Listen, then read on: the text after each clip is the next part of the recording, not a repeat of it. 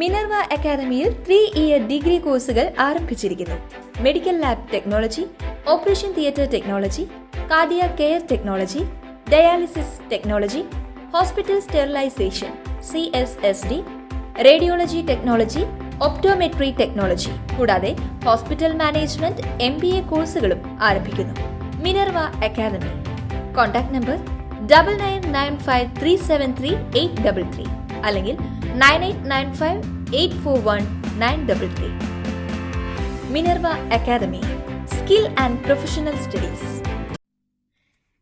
എലപ്പുള്ളിയിൽ മദ്യനിർമ്മാണശാലയ്ക്കുള്ള അനുമതിയിൽ നിന്ന് പിന്നോട്ടില്ലെന്ന് ഇടതുമുന്നണി യോഗത്തിൽ മുഖ്യമന്ത്രി പ്രഖ്യാപിച്ചതിനോട് പ്രതികരിച്ച് പ്രതിപക്ഷ നേതാവ് VD സതീശൻ. ഇത്തവണ CPI ആസ്ഥാനത്ത് പോയി അവരെ പിണറായി അപമാനിച്ചു.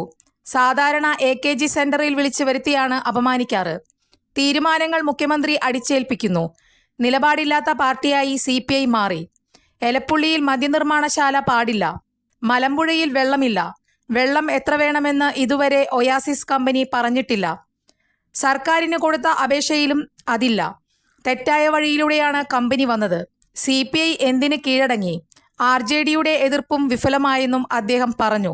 ബ്രൂവറി ആരംഭിക്കാനുള്ള ക്യാബിനറ്റ് തീരുമാനത്തിൽ ഞങ്ങൾ ശക്തിയായി പ്രതിഷേധിക്കുന്നു. ഒരു കാരണവശാലും എലപ്പുള്ളിയിൽ ബ്രൂവറി അനുവദിക്കാൻ പ്രതിപക്ഷം സമ്മതിക്കില്ല. രണ്ട്, സാധാരണ CPIയെ AKG സെൻറ്ററിൽ വിളിച്ചു വരുത്തിയാണ് അപമാനിക്കാറുള്ളത്. ഈ പ്രാവശ്യം MN സ്മാരകത്തിൽ തന്നെ പോയി CPI അപമാനിച്ച സംഭവമാണ് ഈ ബ്രൂവറി വിഷയത്തിലുണ്ടായത്. നിലപാടില്ലാത്ത പാർട്ടിയായി CPI മാറി. അവരുടെ ആസ്ഥാനത്ത് പോയി അവരുടെ പാർട്ടി എടുത്ത നിലപാടിനെതിരായിട്ടുള്ളൊരു തീരുമാനമാണ് മുഖ്യമന്ത്രി അടിച്ചേൽപ്പിച്ചത്.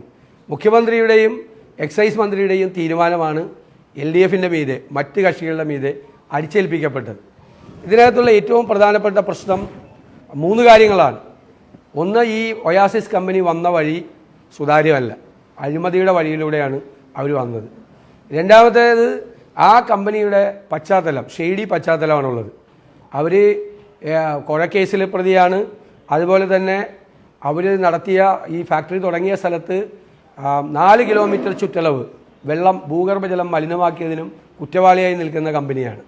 മൂന്നാമത്തെ പ്രശ്നം എന്ന് പറയുന്നത്, ഈ എലപ്പുള്ളി എന്ന് പറയുന്ന പ്രദേശം പാലക്കാട് ജില്ല മൊത്തത്തിൽ രൂക്ഷമായ കുടിവെള്ളക്ഷാമം നേരിടുന്ന പ്രദേശമാണ്. കേരളം വ്യവസായ സൗഹൃദമെന്ന് വ്യവസായ മന്ത്രി പറഞ്ഞത് ഊതിപ്പെരുപ്പിച്ച കണക്കുകളുടെ അടിസ്ഥാനത്തിലാണ്. പെട്ടിക്കട, ബാർബർ ഷോപ്പ് ഉൾപ്പെടെ സംരംഭ പട്ടികയിലുണ്ട്. മാളുകളും ഓൺലൈൻ വ്യാപാരവും മൂലം കേരളത്തിൽ റീറ്റെയിൽ വ്യാപാരം തകർച്ചയിലാണ്. ഇത് ചോദ്യം ചെയ്തില്ലെങ്കിൽ കോവിഡ് കാലത്ത് സംഭവിച്ചത് ഉണ്ടാകും. മുഖ്യമന്ത്രിയുമായി സംവാദത്തിന് തയ്യാറാണെന്നും പ്രതിപക്ഷ നേതാവ് കൂട്ടിച്ചേർത്തു. കൂടുതൽ വാർത്തകൾക്ക് ഞങ്ങളുടെ ചാനൽ സബ്സ്ക്രൈബ് ചെയ്യുക. ഫേസ്ബുക്ക് ഫോളോ അപ്പ് ചെയ്യുക. വാർത്തകൾ വേഗത്തിലറിയാൻ Anytime News.